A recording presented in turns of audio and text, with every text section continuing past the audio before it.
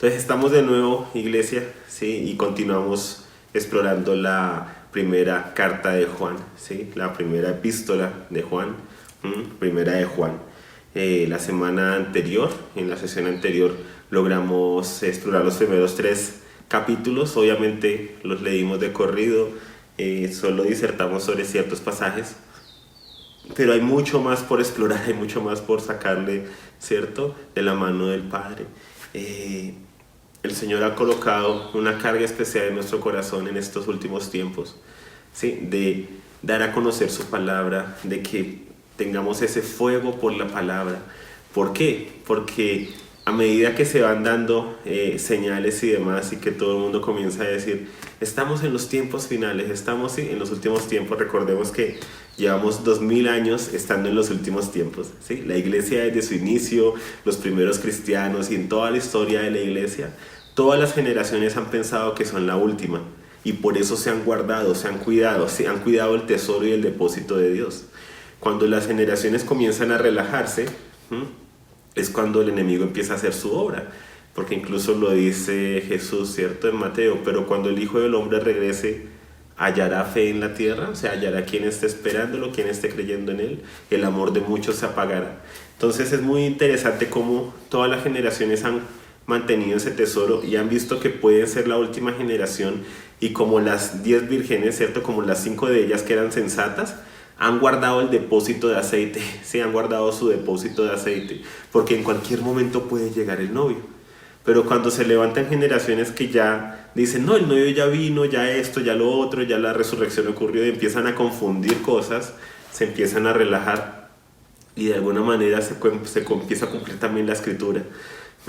Dice que vendrán tiempos peligrosos, dicen que muchos se apartarán de la fe, y que prestarán su oído a fábulas, ¿sí?, y a cuentos y a mitos, y se apartarán de la fe. Y cuando advierte todas esas cosas, Pablo es muy interesante, que le dice a Timoteo: mas tú sé sobrio, ¿sí? Mas tú, ¿sí?, toma de las escrituras, ¿sí?, porque toda escritura es útil, ¿sí?, para enseñar, para redarguir, para exhortar, para que los hombres de Dios estemos preparados para toda buena obra. Y dice: de lo que has recibido, entrega eso, persevera en ello, sabiendo en quién has creído. Entonces siempre hay un llamado a, ¿sí?, no dejarnos mover de nuestra fe. Y nos hemos dado cuenta de que de alguna manera, a nivel generalizado, ¿sí?, no estamos hablando únicamente de Amor y Restauración, sino a nivel de toda la tierra, estamos en la época en que más acceso tenemos a la Biblia. La tenemos en el celular gratuitamente. O sea, hace unas pocas décadas, si tú querías una Biblia, te tocaba ir a comprarla, ¿sí?, te tocaba conseguirla, ¿sí? En ciertos países no puede entrar la Biblia, entonces entra clandestinamente. Entonces nosotros ahora tenemos tanta proliferación de palabra, hay mucha Biblia en todo lado, la tenemos en el celular, tenemos todas las versiones. Si una versión me cae mal, puedo conseguir otra que no me caiga tan mal. Si voy a enseñar y un versículo no va de acuerdo con lo que yo quiero enseñar, entonces puedo buscar a ver cuál versión el versículo se adapta. O sea, hay tanta opción para todos, que el peso de responsabilidad y también el juicio que se levanta sobre todos nosotros por parte de las generaciones pasadas es tremendo, porque ellos no la tuvieron como nosotros la tuvimos y preservaron el legado. Y nosotros, que la tenemos en todo lugar, en todo tiempo, ¿sí?, porque algunos no dejan su celular ni para ir al baño, en todo tiempo tienen posibilidad de la Biblia. ¿Qué están haciendo con ese depósito, con ese tesoro? Entonces muchas veces nos apartamos, o sí, podemos empezar a tambalear en nuestra fe, porque no hemos leído lo que la escritura dice, porque conocemos ciertas promesas de Dios y ni siquiera nos hemos preguntado, ¿esas promesas realmente son para mí? O son versículos que, ¿sí?, que la gente suele regalar y que solemos darnos unos a otros, pero que están fuera de su contexto. Algo muy interesante es que las cartas se escribieron en su gran mayoría a congregaciones, ¿sí?, a grupos de personas, y ahí habían familias, habían también personas solteras, porque habían personas que habían dejado su fe por causa de la persecución que vino sobre ellos por creer en el Mesías, entonces sus familias lo habían desheredado. O sea, la congregación se componía de todo un poco. Pero ¿qué es lo interesante? Que las promesas que Dios da, que las cartas, la manera en que se escribe, siempre habla de ustedes. En la Reina Valera, vosotros. ¿Sí? Habla de vosotros. Habla en plural, no habla en singular. En la mayoría de las cartas se dirigen a iglesias. Y cuando no se dirigen a iglesias, se dirigen a aquellos que están trabajando en pos de la iglesia, como es el caso de Timoteo, de Tito, ¿cierto? Tenemos por ahí un par de cartas que son más personales, como la de Filemón, como creo que es segunda o tercera de Juan, que le escribe a un amado, pero dice saludo igual a la iglesia que está en tu casa. O sea, y todo gira alrededor, primero que todo, el centro es Cristo, pero segundo, la iglesia. Y la iglesia es esa multitud hermosa, esa asamblea hermosa de familias fortalecidas en Dios, también de personas cuando están solitas, fortalecidas en Dios, haciendo parte de esta gran familia en la fe. Y todas esas promesas, todo eso está en plural. Entonces hay muchas promesas, hay muchas cosas que el Señor dice en su palabra que se cumple es en la iglesia, compartiendo con otros creyentes, ¿sí? Y no estoy hablando, quitémonos de iglesia como el lugar físico, sino donde estemos convocados, donde haya asamblea de los que hemos creído, donde estemos reunidos. El Señor quiere en este tiempo, ya ha venido hablando, de hace muchos años nos ha estado hablando de la importancia de fortalecer las familias. ¿Por qué? Porque había venido un espíritu muy feo, ¿sí? Sobre las congregaciones, eso sí a nivel generalizado, donde había entrado un espíritu de hipocresía, donde las personas estaban viviendo una cosa en la congregación, pero en sus casas estaban siendo totalmente contrarios, estaban yendo camino al infierno porque no se estaban estableciendo, estoy hablando a nivel generalizado, ¿listo? No se estaban estableciendo realmente en la fe, no estaban compartiendo de la fe con sus familias. El único contacto que tenían con la fe cristiana era cada 8 días cuando iban al culto, y el resto de la semana todos, desde el más pequeño hasta el mayor, se comportaban como si no conocieran a Dios. Su entretenimiento era de todos, la música que escuchan, todo su vida giraba en torno a la moda del momento, al reality del momento, a la serie del momento, a lo que está girando el mundo, a los partidos, a la copa, a esto. Y era una vida totalmente mundana, o sea, no había nada de celestial en ella, una vida como la de todos los demás, no había diferencia. Y en Apocalipsis dice, sal de medio de ella, pueblo mío, y no te contamines con sus pecados. O sea, siempre hay una separación entre lo que ha sido el pueblo de Dios, el pueblo adquirido por Dios, y el resto del mundo. Pero vino esta mezcla.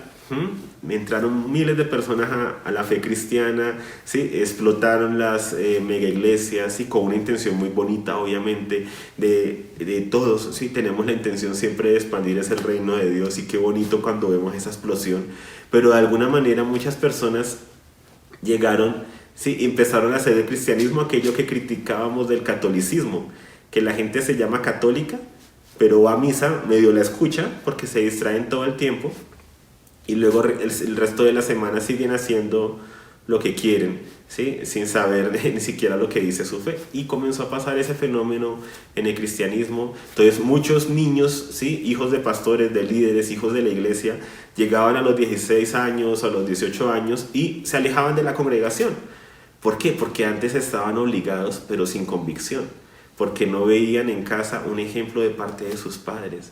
Entonces apenas tenían ya la capacidad para decidir no ir, pues dejaban de hacerlo, ¿sí? ¿Y quién falló? Falló la iglesia, porque en la iglesia infantil no te lo abrazaron y no fueron los que le inculcaron. ¿Fallaron sus líderes de jóvenes?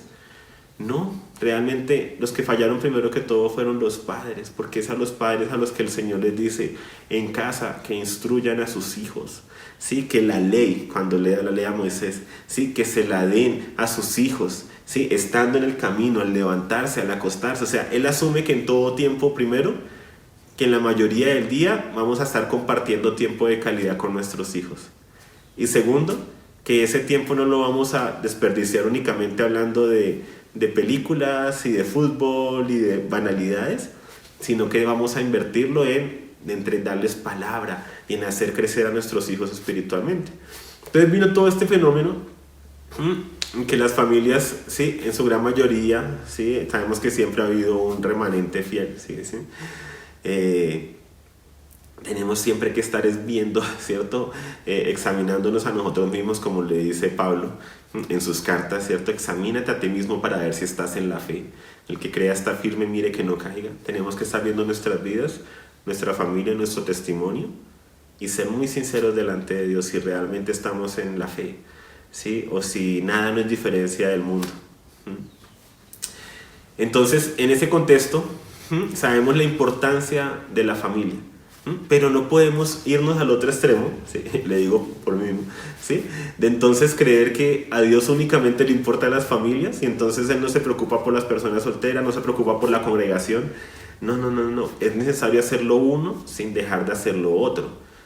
Y el Señor vino a establecer su iglesia. Jesucristo dijo, ¿cierto? Sobre esta roca estableceré mi iglesia, mi asamblea de los convocados fuera. ¿Convocados fuera de qué? Del sistema de este mundo. Por eso cuando una familia o los miembros de una familia o tú allá, cuando sigues de entre semana todo el sistema de este mundo, cuando el entretenimiento de este mundo es lo que te mueve, la música de este mundo es lo que te mueve, las copas de este mundo es lo que te mueve, o sea, todo lo que este mundo tiene para ofrecer es la dinámica de tu vida, es lo que te mueve, pues no hay mucha diferencia. Pero el Señor llama los llamados fuera y los establece en la iglesia, ¿sí? Fuera de ese sistema y en su asamblea. Y eso incluye a las familias. Y cuando se convierte en familias es maravilloso y hermoso, porque ahí es una primera generación donde va a haber un crecimiento no solamente espiritual, sino también natural. Porque los padres van a pasar la fe a sus hijos y los hijos a los hijos de sus hijos y así sucesivamente.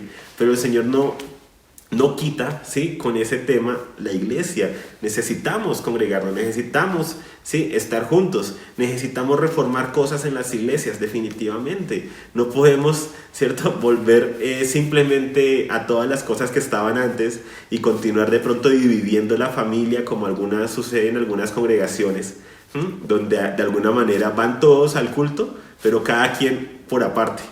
¿Sí? Porque hay un espacio para unos, un espacio para los otros, ¿sí? Se quitan los niños de sus padres. Entonces, a veces decimos, queremos volver para alabar todos como familia.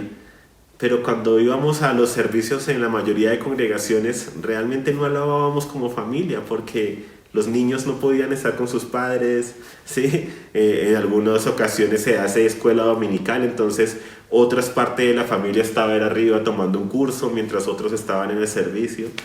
Entonces, qué bonito que cuando podamos congregarnos como familias, como individuos, pero sobre todo como la gran familia de la fe, podamos realmente estar todos juntos. ¿Sí? Eso es una experiencia hermosa para nuestros hijos, para los hijos de nuestros hijos, para que ellos vean lo que es congregarse.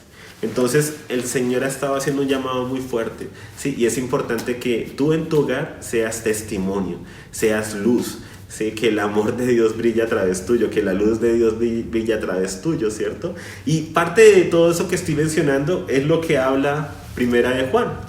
Y en el episodio anterior de esta enseñanza quedamos en Primera de Juan 3. Pero vamos a leer de corrido desde Primera de Juan 1. ¿Hasta cuándo? Hasta que lo vivas. Hasta que lo vivamos. Vamos a leer de corrido, ¿sí? Esta carta. Me acuerdo que varias personitas, ¿sí? de vez en cuando me han dicho, Jorge, no digas siempre como tú, como que no señales, como que no hables tanto ¿sí? En primera persona de esa manera, sino di nosotros. Y me acuerdo que yo le decía a esa personita, pero es que hay cosas en las que yo no participo, o sea, sí hay cosas en las que yo no estoy fallando. Entonces, si yo digo nosotros, es como una manera de hacer sentir mal al otro, ¿sí? Pero realmente a veces el Señor nos envía a dar el mensaje así, o sea, como enviaba a sus profetas, ¿sí? Diciéndoles en lo que ustedes están fallando. ¿Por qué? Porque cada uno necesita escuchar eso. ¿Para qué? Para que haya arrepentimiento. Entonces tú tienes que mirar siempre que el que te está hablando no te habla desde una plataforma de orgullo, de prepotencia o cosas por el estilo, sino preguntarte, ¿qué me está queriendo decir el Espíritu? ¿Qué es lo que me está queriendo decir mi Padre? Y el Padre, por medio de estas enseñanzas, confirma cosas, entrega cosas y mucho más. Entonces, en algo parecido con lo de las familias y demás, es en lo que estaba la iglesia en su momento. Personas habían ido de la congregación, como lo mencionamos la vez pasada, personas que habían hecho parte de la fe, habían empezado a negar la fe o empezar a mezclar la creencia en Cristo con fábulas, con cuentos, con la filosofía griega y cosas así. Y así fue como recibieron las cartas. Las cartas se recibían y no habían lugares de reunión cristianos, no habían edificios, ¿sí? No se podía cerrar las congregaciones en ese sentido, porque no había un lugar que dijera, ¿sí?, Iglesia de Jesucristo. Las personas se reunían, las familias, y se reunían los individuos, se reunían los que se convertían en las casas. Se han encontrado registros históricos que, conforme fueron creciendo ciertas congregaciones, empezaron a tumbar paredes dentro de las casas para que cupieran más hermanos en las reuniones, ¿sí? Eran tiempos de persecución. Entonces, pertenecer a la congregación no era como que, ay, hoy tengo pereza de levantarme, entonces no voy a congregarme. O sea, ¿sí? Era que cuando tú te congregabas podías perder tu vida. De pronto no alcanzabas a llegar a la reunión de la congregación, porque los judíos te estaban echando el ojo. Y fuera de eso, los romanos también te estaban persiguiendo, para apresarte, para latigarte, para apedrearte, y muchas veces para llevarte al Coliseo, para llevarte a que los gladiadores te mutilaran y luego echar las bestias salvajes para que terminaran de asesinarte. Muchos fueron quemados, otros fueron desollados vivos, se les quitó su piel, otros fueron hervidos con aceite hirviendo, se derramó sobre ellos. O sea, la historia de la iglesia de los primeros siglos está llena de sangre. Pero que es lo interesante, que entre más éramos perseguidos y asesinados, más se expandía el evangelio del reino de Dios. ¿Por qué? Lo repetimos, porque los reinos de este mundo se mueven conquistando y derramando la sangre de sus enemigos. El reino de Dios se mueve y avanza en este mundo, gana terreno en este mundo por medio de la sangre de sus hijos. Si el grano de trigo no cae a tierra y muere, queda solo, pero si muere lleva mucho fruto. ¿Por qué no hay fruto en mi hogar? Muchas veces es porque no estás muriendo. ¿Por qué no veo fruto en mi vida? Porque para que haya fruto, para que haya vida, para que haya resurrección, tiene que haber primero muerte. Y a veces no queremos morir a nosotros mismos, no queremos morir a no responderle a esa persona, no queremos morir a tener siempre la razón, no queremos morir a esas cosas, a ganar una discusión. Y hay personas que dicen, yo sí he muerto, pero aún así no he visto fruto. Y ahí es donde tú dices, no, no has muerto. Porque una persona que muere con Cristo, ¿sí? que muere a sí mismo, no reclama. Eso demuestra que continúas muy vivo en esa área, ¿sí? Y esperando algo a cambio. Morir a ti mismo es morir. Un muerto pierde el derecho a reclamar, el derecho a exigir, el derecho aún de ir delante de Dios y decirle, tú me prometiste. Una persona que muere a sí mismo no va de esa manera delante de su Padre y de su Rey. Entonces leamos la carta.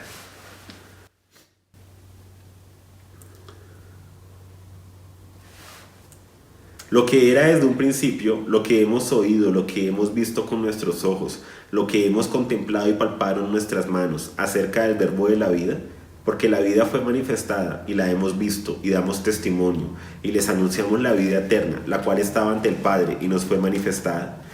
Lo que hemos visto y oído les anunciamos, para que también ustedes tengan comunión con nosotros. Y nuestra comunión verdaderamente es con el Padre y con su Hijo Jesucristo. Y estas cosas les escribimos para que nuestro gozo sea completo. Este es el mensaje que hemos oído de Él y les anunciamos. Dios es luz y en Él no hay ninguna tiniebla. Si decimos que tenemos comunión con Él y andamos en la tiniebla, mentimos y no practicamos la verdad. Si andamos en la luz como Él está en la luz, tenemos comunión unos con otros. Y la sangre de Jesús, su Hijo, nos limpia de todo pecado.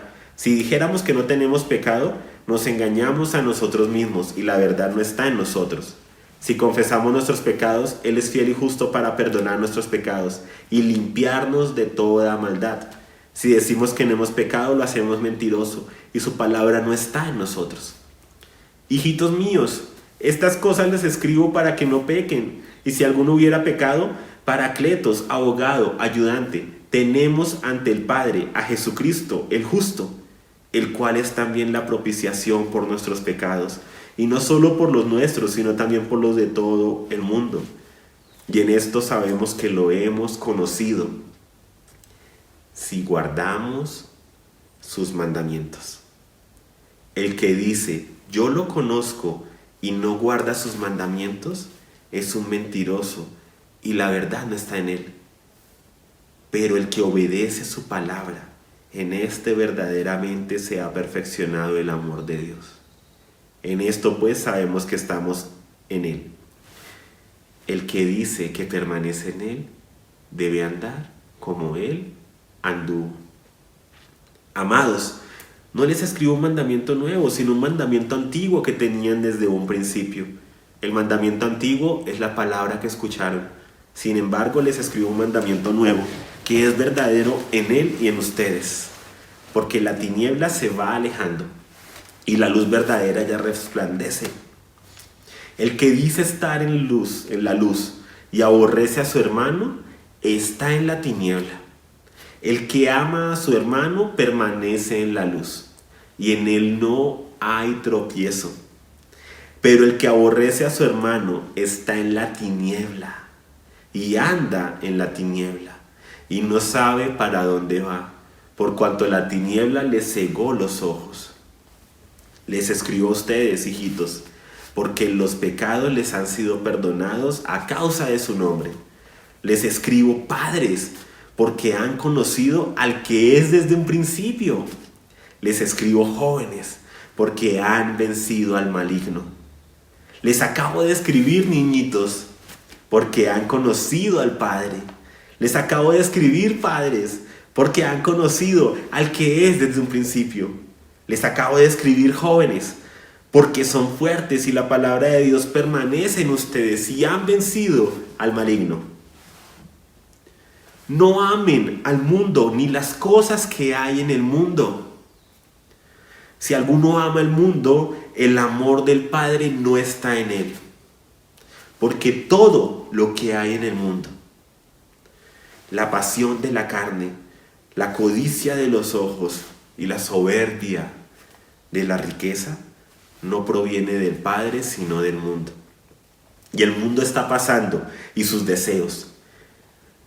Pero el que hace la voluntad de Dios permanece para siempre. Niñitos, ya es la hora postrera, y según han escuchado que el anticristo viene, así han surgido ahora muchos anticristos. Por lo cual sabemos que es la hora postrera. Salieron de nosotros, pero no eran de nosotros. Porque si hubieran sido de nosotros, habrían permanecido con nosotros. Pero salieron para que se manifestara que no todos son de nosotros. Pero ustedes tienen la unción del Santo, y todo ustedes lo saben. No les escribí porque no sepan la verdad, sino porque la saben, y porque ninguna mentira procede de la verdad. ¿Quién es el mentiroso? Sino el que niega que Jesús es el Cristo. Este es el anticristo, el que niega al Padre y al Hijo.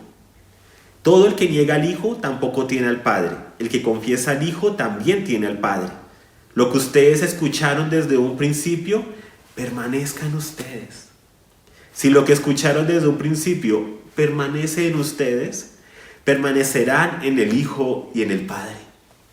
Y esta es la promesa que Él nos dio, la vida eterna. Les estoy escribiendo esto sobre los que intentan engañarlos. Aunque en cuanto a ustedes, la unción que de Él han recibido permanece en ustedes. Y no tienen necesidad de que nadie les enseñe, sino que así como su unción les enseña todas las cosas, y es verdad y no mentira, así como ella les enseñó, permanezcan en Él. Y ahora, hijitos, permanezcan en Él, para que cuando sea manifestado tengamos confianza y no seamos avergonzados por Él en su venida. Si saben que Él es justo, sabrán también que todo el que obra la justicia ha nacido de Él. Mirad qué clase de amor. El Padre nos ha concedido que seamos llamados hijos de Dios, y lo somos. Por esto el mundo no nos conoce, porque tampoco lo conoció a Él. Amados, ahora somos hijos de Dios, y aún no se ha manifestado lo que hemos de ser. Pero sabemos que cuando Él sea manifestado, seremos semejantes a Él, porque lo veremos tal como Él es. Y todo el que tiene esta esperanza en Él se purifica a sí mismo como Él es puro. Todo el que practica el pecado también practica la infracción de la ley, porque el pecado es infracción de la ley. Y saben que Él fue manifestado para que cargara los pecados, aunque en Él no hay pecado. Todo el que permanece en Él no peca. Todo el que continúa pecando no lo ha visto ni lo ha conocido. Niñitos, nadie los engañe. El que practica la justicia es justo, como Él es justo. El que practica el pecado es del diablo, pues el diablo peca desde un principio. Para esto fue manifestado el Hijo de Dios, para que destruyera las obras del diablo. Todo el que es nacido de Dios no practica el pecado. No practica pecado, porque la simiente de Dios permanece en él y no puede pecar porque ha nacido de Dios. En esto son reconocidos los hijos de Dios y los hijos del diablo. Todo aquel que no practica la justicia no es de Dios. Tampoco aquel que no ama a su hermano. Porque este es el mensaje que escucharon desde un principio, que nos amemos unos a otros. No como Caín, que era del maligno y asesinó a su hermano. ¿Y por qué razón lo asesinó? Porque sus obras eran malas y las de su hermano justas. Pero no se extrañen, hermanos, si el mundo los odia, porque nosotros sabemos que hemos pasado de la muerte a la vida porque amamos a los hermanos. El que no ama permanece en la muerte. Todo el que odia a su hermano es un asesino. Y saben que ningún asesino tiene vida eterna morando en él. En esto hemos conocido el amor, en que Él puso su vida por nosotros. También nosotros debemos poner la vida por los hermanos. Pero el que tiene bienes de este mundo y ve a su hermano en necesidad y le cierra las entrañas, ¿cómo podrá habitar el amor de Dios en él? Hijitos, no amemos de palabra ni de lengua, sino con obra y de verdad. Y en esto sabemos que somos de la verdad y tranquilizaremos nuestro corazón delante de Él, aun cuando nuestro corazón nos condene, porque más grande que nuestro corazón es Dios y Él conoce todas las cosas. Amados, si nuestro corazón no nos condena, confianza tenemos para con Dios y recibimos de parte de Él cualquier cosa que le pidamos, porque guardamos sus mandamientos y hacemos lo que es grato ante Él. Y este es su mandamiento, que creamos en el nombre de su Hijo Jesucristo y nos amemos unos a otros, como nos ha dado mandamiento. Y aquel que guarda sus mandamientos permanece en Él, y Él en aquel. Y en esto sabemos que permanece en nosotros, por el Espíritu que nos dio.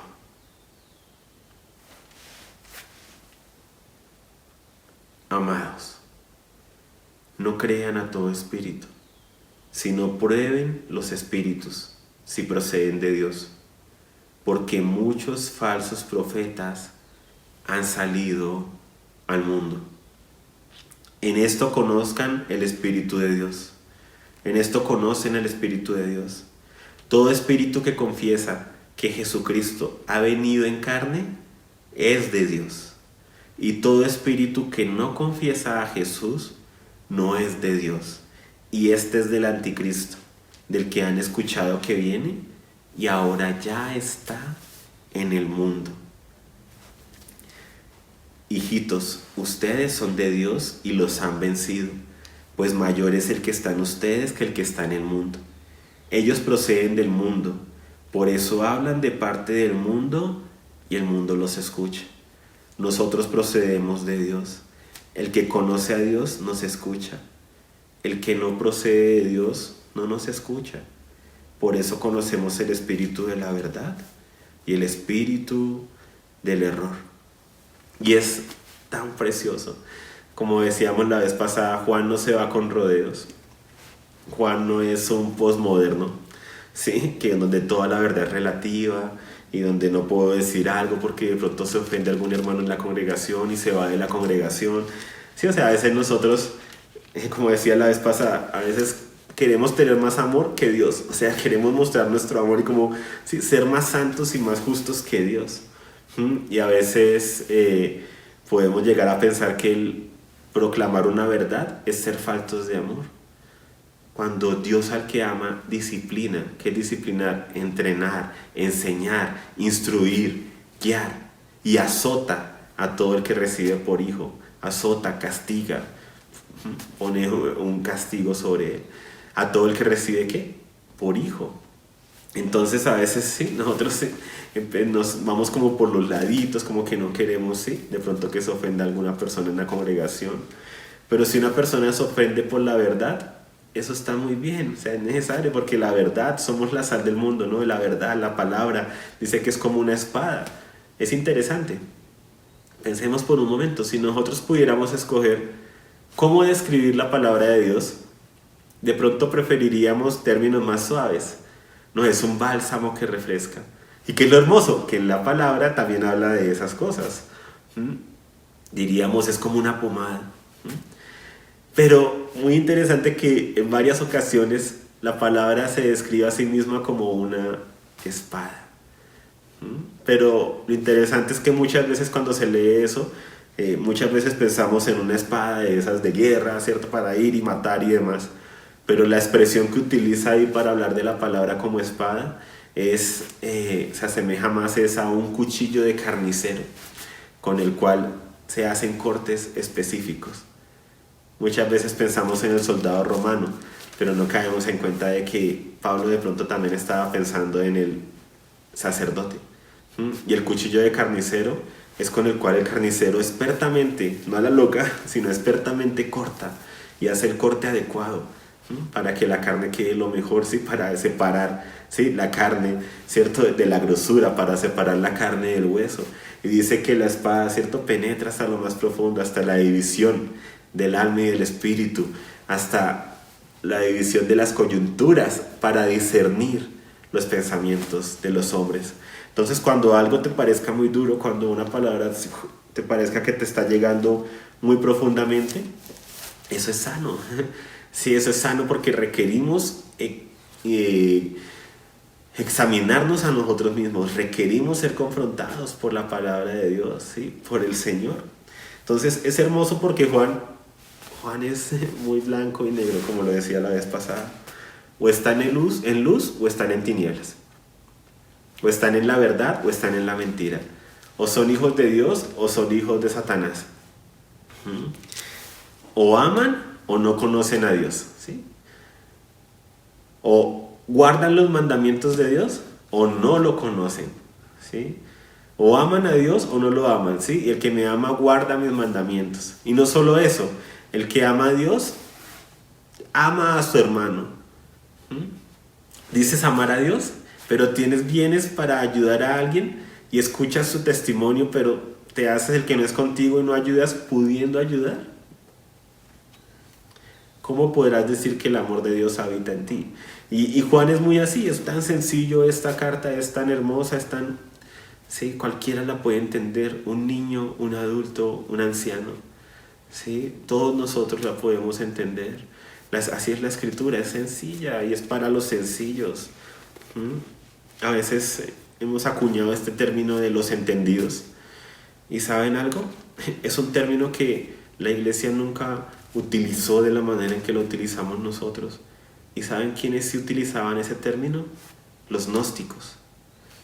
Aquellos que Juan está defendiendo la iglesia, de ellos en esta carta, que decían que tenían una revelación mayor, una revelación diferente. Ellos eran los entendidos. Y la iglesia dijo, y nosotros somos los sencillos de corazón, ¿sí? En que queremos guardar la sencillez del depósito que Dios nos ha entregado. Sé que seamos hallados fieles con lo que Dios nos ha entregado. Si Dios te ha mostrado cosas y te ha revelado cosas, pues sé fiel con lo que Él te ha entregado, pero que nunca vaya en contra de lo que la palabra dice. Entonces, aquí vimos en Juan 4, que ya estamos ahí, que Juan hace un énfasis en Jesucristo como uno solo, ¿cierto? Y Jesucristo que vino con un cuerpo. ¿Por qué? Porque en esa época la encarnación de Cristo, por estos gnósticos, que todavía no se llamaban así, luego se les puso, había una creencia dentro de ellos, se llamaba docetismo, que creían que Jesús y Cristo eran dos cosas diferentes. Entonces se hacía una diferenciación entre el Jesús, el Cristo divino, y Jesús con cuerpo. Y decían que no se podían mezclar, entonces que era como si hubiese dos, que una cosa fue Jesús de Nazaret y otra cosa el Cristo, el Hijo del Dios viviente.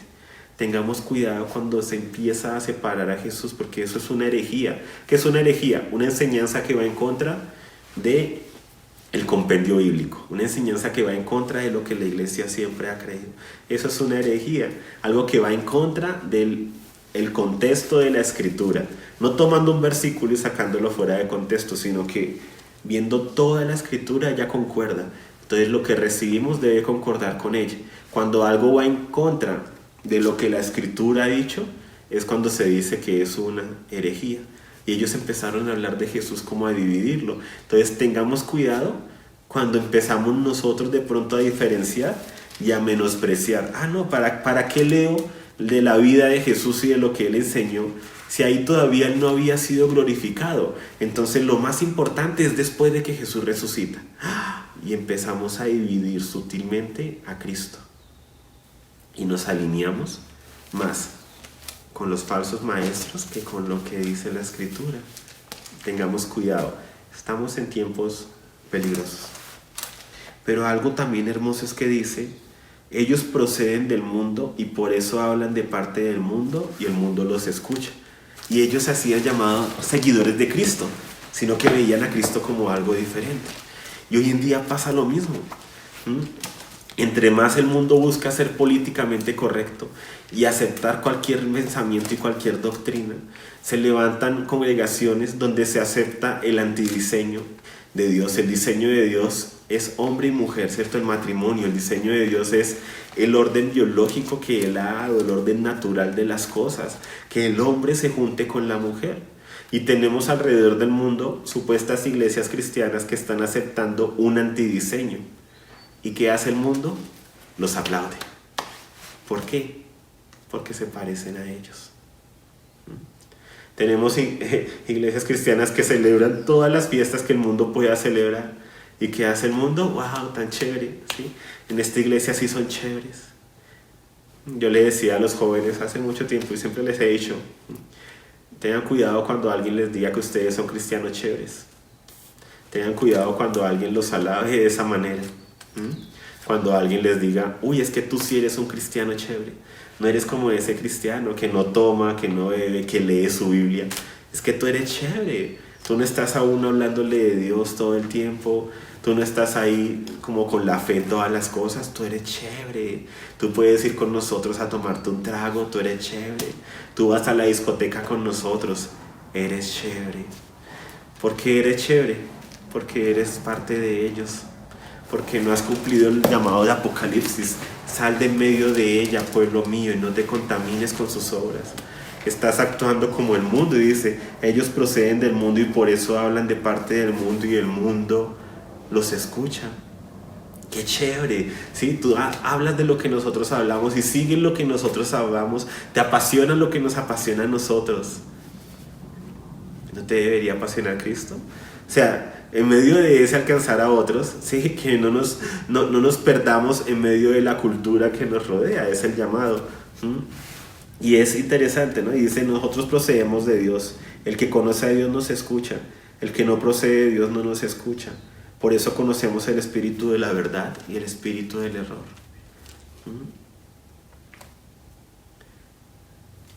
Es importante escuchar lo que Dios ha hecho. Dice Juan, o sea, el escritor, ¿sí? Y uno de los escritores de todo el Nuevo Testamento, el que conoce a Dios nos escucha. El que no procede de Dios no nos escucha. ¿Cómo podemos escuchar a los apóstoles? Por medio de la palabra, leyéndola.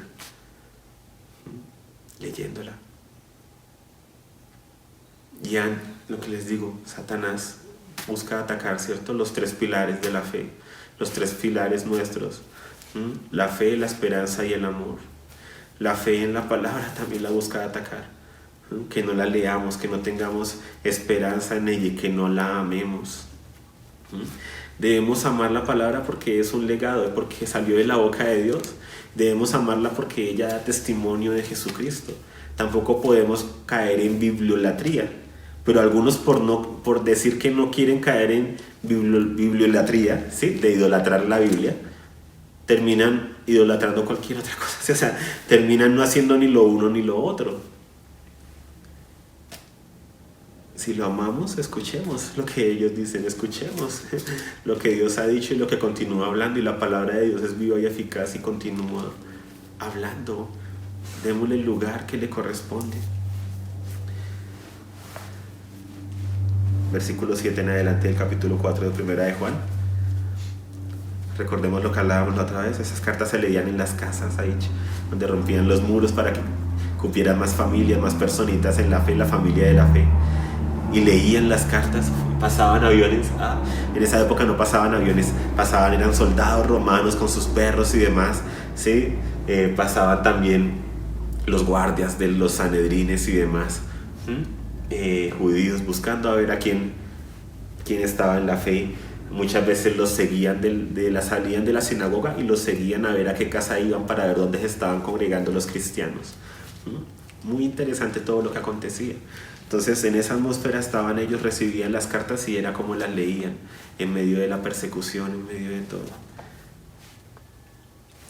Nosotros somos muy privilegiados, o sea, por eso es que el peso de responsabilidad sobre nuestras cabezas, así como Jesús le dijo a Jerusalén y a las ciudades alrededor, le dijo a Jerusalén: si en Sodoma y Gomorra se hubieran hecho los milagros que se hicieron en medio de ti, se hubieran arrepentido con cilicio y ceniza, o sea, se hubieran roto sus vestiduras y se hubieran arrepentido, y el Señor no hubiera enviado fuego y azufre para destruirlas. Por lo tanto, tu pecado es peor, ¿sí? Tu paga, tu castigo será peor que esas ciudades, porque el Hijo de Dios se manifestó en medio de la ciudad, hizo milagros, predicó en medio de ella y no se arrepintieron. Por eso en el año 70 fue arrasada Jerusalén, ¿cierto? Cumpliendo parte de las promesas del Señor. No cumpliendo todo, que es ahí donde algunos se confunden, aunque no es el tema de esta enseñanza. En el año 70 se cumplieron cosas proféticas que Jesús dijo, de que no quedaría piedra sobre piedra en el templo y demás. Se cumplió esa parte, pero no se ha cumplido el resto de su regreso y demás. Pero eso es una cuña y una entre paréntesis. El caso es que Él les dice: por cuanto ustedes escucharon esas cosas, son más responsables. Entonces todas las generaciones anteriores se van a parar delante del trono, delante de nosotros. ¿Qué hicieron con la palabra por la cual nosotros derramamos lágrimas y la vida misma? Derramamos nuestra sangre para conservar los manuscritos y pasarlos de generación a generación. ¿Qué has hecho tú con ella? Amados, amémonos unos a otros porque el amor proviene de Dios. Todo el que ama ha nacido de Dios y conoce a Dios.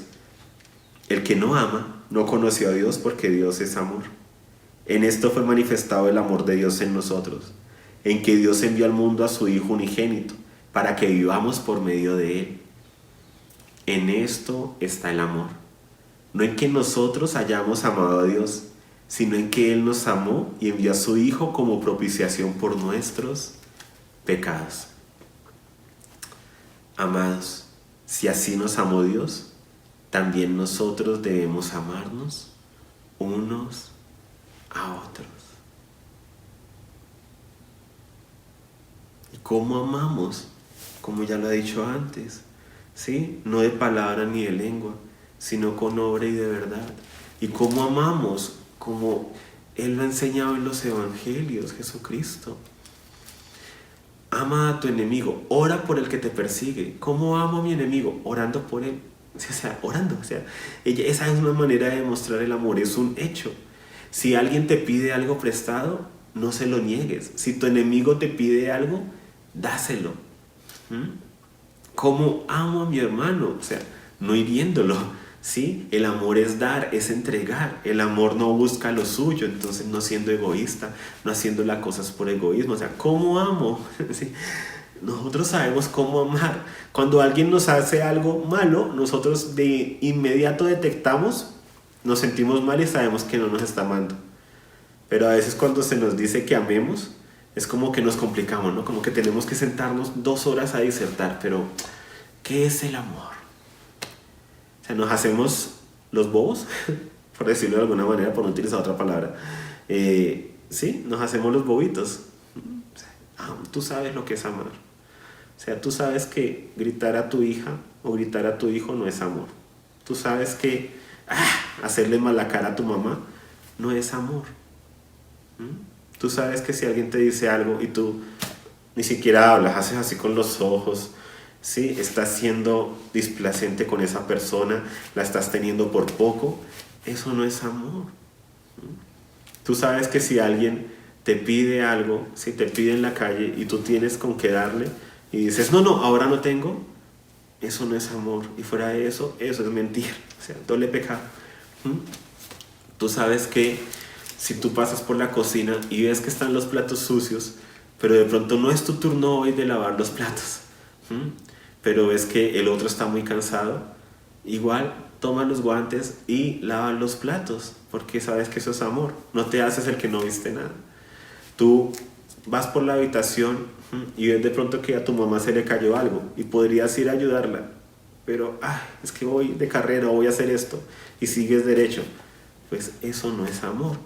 Ir y ayudarla sí es amor. O sea, el amor es sencillo y se da en todos los detalles de la vida. Alguien te pide un favor, lo haces, ¿sí? Si estás haciendo otra responsabilidad, no vas a dejar tirada la responsabilidad y luego decir, es que por amor a él no cumplí con esa tarea. No, termina la tarea y si lo puedes hacer, ayudas al otro. Porque hay personas que a veces en nombre del amor sí, se vuelven irresponsables y terminan haciendo de todo. Y eso tampoco puede ser así, ¿no? O sea, tenemos que tener un balance en todas las cosas. Pero sí debemos amar en cada oportunidad que tengamos. Si vemos a la otra persona cansada, ayudémosla, ¿sí? Si vemos que tenemos la oportunidad, nos levantamos de la mesa y las otras personitas ya terminaron, recojamos los platos de ellos también, no llevemos solo el nuestro. O sea, hay tantas oportunidades de expresar el amor en nuestra casa, ¿sí? Aparte de decir también te amo, hay personas, para algunos de nosotros es común, ¿cierto? El decir te amo, ¿sí? Nos amamos, ¿sí? Estas cosas. Pero hay algunas familias donde de pronto no lo es, donde no es tan común el tema.